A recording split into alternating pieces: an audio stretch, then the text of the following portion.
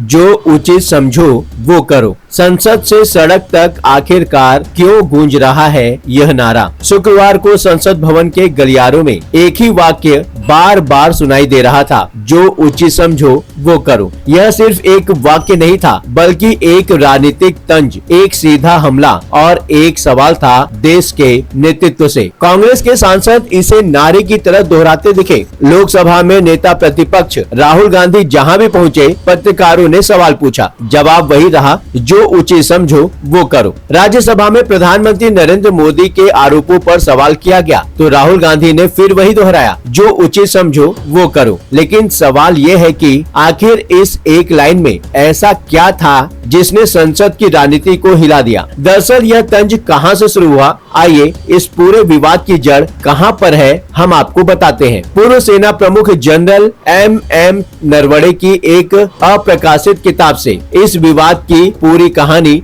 जुड़ी हुई है। किताब में दावा किया गया है कि 2020 में लद्दाख संकट के दौरान जब चीनी सेना ने कैलाश रेंज पर कब्जा करने की कोशिश की, तो जनरल नरवणे ने सीधे रक्षा मंत्री राजनाथ सिंह से संपर्क किया। राजनाथ सिंह ने प्रधानमंत्री नरेंद्र मोदी से बात की और जवाब क्या आया? जवाब आया, जो उचित समझो वो करो। कांग्रेस का आरोप है कि यह वाक्य नेतृत्व की स्पष्टता नहीं, बल्कि जिम्मेदारी से बचने का संकेत देता है। राहुल गांधी का कहना है, संकट की घड़ी में प्रधानमंत्री को स्पष्ट निर्देश देने चाहिए थे, न कि फैसला पूरी तरह से सेना पर छोड़ देना चाहिए था। कांग्रेस ने इसे नारे में क्यों बदल दिया? संसद में हंगामा जारी रहा। कांग्रेस सांसदों ने इस कथित बयान को अभियान का रूप दे दिया। मकर द्वार पर प्रदर्शन हुआ, हाथों में तख्तियां थी, ट्रैप डील लिखी हुई, नारे लगे, जो उचित समझो वो करो और तानाशाही नहीं चलेगी। इस प्रदर्शन में प्रियंका गांधी वाड्रा भी शामिल रही। कांग्रेस का कहना है कि सरकार राहुल गांधी को लोकसभा में बोलने नहीं दे रही, किताब का हवाला देने से रोका जा रहा है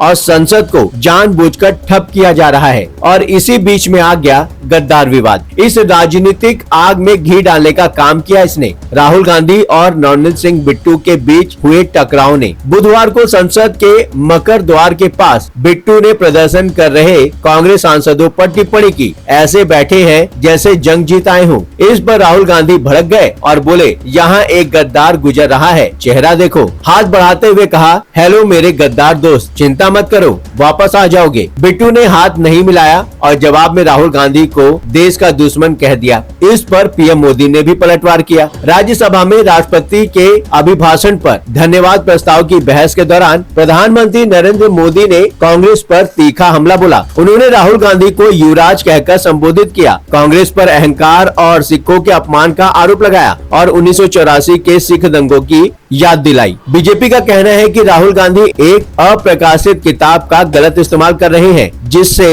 राष्ट्रीय सुरक्षा को नुकसान पहुंच सकता है और दुश्मन देशों को फायदा मिल सकता है। तो असली सवाल यहाँ पर क्या निकल कर आता है? क्या जो उचित समझो वो करो एक जिम्मेदार नेता का भरोसा है या फिर नेतृत्व की कमजोरी? क्या राहुल गांधी राष्ट्रीय सुरक्षा का मुद्दा उठा रहे हैं या राजनीतिक स्टंट कर रहे हैं? और क्या संसद में बहस की जगह अब नारे और आरोप ही बच गए हैं? इन सवालों के जवाब अभी बाकी हैं, लेकिन इतना तय है कि यह एक लाइन आने वाले दिनों में भी भारतीय राजनीति में गूंजती रहेगी। अगर आपको राजनीति के पीछे की असल कहानी, बयानों के पीछे का सच और हर मुद्दे की गहराई से पड़ताल चाहिए, तो अभी 7 टीवी भारत के चैनल को सब्सक्राइब कीजिए, वीडियो को लाइक करें। फिलहाल हम चाहते हैं आपका और हमारा रिश्ता और थोड़ा मजबूत हो जाए, इसलिए चैनल को सब्सक्राइब करें। फेसबुक, इंस्टा पर देख रहे हैं तो पेज को फॉलो करें। लगातार खबरों के लिए बने रहिए 7 टीवी भारत के साथ।